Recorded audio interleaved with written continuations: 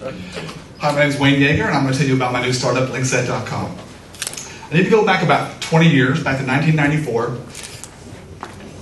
Some engineer at Netscape said, we should probably give users a way to keep track of their websites and let them go back to websites they've visited before. And somebody said, you mean like a bookmark? Well, that was 1994 when there were 3,000 websites in the world, and 99% of the population had never even heard of the internet. There wasn't that much to track, so the metaphor of a bookmark made a lot of sense. But in the 20 years since then, the internet has grown a bit, you may have heard, and we've gone from no longer using the web for a few basic tasks to using it for just about everything. And so what we're discovering is that bookmarks really aren't scalable. In fact, the more bookmarks you have, the harder it is to find one. So what that means is, every time you find a great website you want to save, you put it into one place that you're never going to find it. And that's the thing about bookmarks. They're really easy to save, but really hard to find. And so in fact, I've actually kind of given up on bookmarks because, we've all had the experience of bookmarking things and then never, ever, ever going back to them again. And that really highlights the discrepancy between the idealized internet and the reality. The idealized is that it's the world's greatest TV with 1 billion different channels.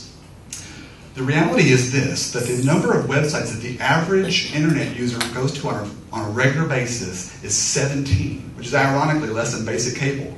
So how did this happen? How do we have this great resource where the sum of all human knowledge is at our fingertips, yet we go to just 17 websites on a regular basis? And I think the answer to that is that if the internet is the world's greatest TV set, bookmarks are the world's crappiest remote control.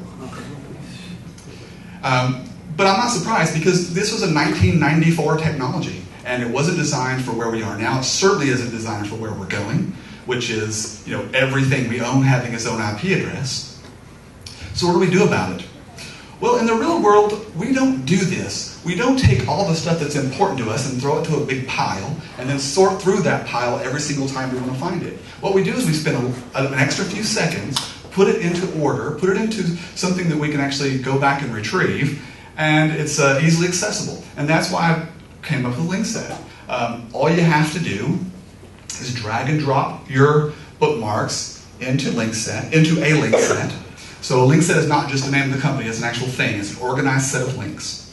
And once you do, you go from being a hoarder to a curator. And all your stuff is easily accessible. It's organized, it's orderly. So I'm going to show you some of my example link sets. This is the one I use for Lexington. It's all my local links.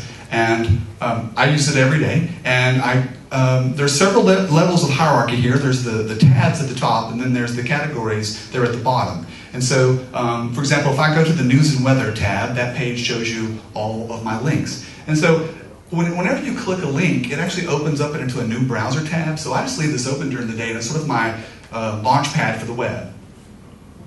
And you can have as many link sets as you want, and so that in order to go to different link sets, you just click that little More link up in the top left, and this is where you can access the link sets that you've created, or you can go to the link sets that you're following, that other people have made, or you can just browse link sets of other people, and that's a great way of doing content discovery.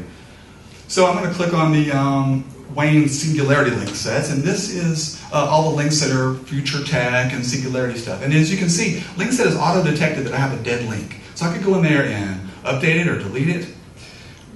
I'll go back and select a different link set. One of the great things about it is that you don't have to use the website the way it was originally designed to do. You can, for example, my wife and I are looking to buy a log cabin and reassemble it at the farm. And so Craigslist makes it really hard to do that. So I've just made a link set with all these different search links to Craigslist. And linkset auto-detects when there's new content that I haven't, that's appeared since I last visited. There's another one.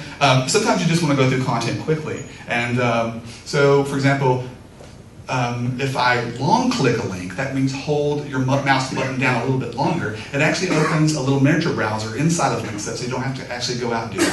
Or it will actually auto-detect RSS feeds, and so you can click that and a little RSS feed reader opens up inside of linkset. And so, competitors. The competitors for this product are actually all of us who've cobbled together all these solutions to keep track of all our stuff. There is no competitor that sits on top of all these online destinations and lets you control it like a dashboard. As far as revenue model, obviously it's advertising. I mean, it's going to be super targeted and super relevant because if I know your bookmarks, I can direct you to more relevant advertising. I see the time has expired, so just be fair. Yeah.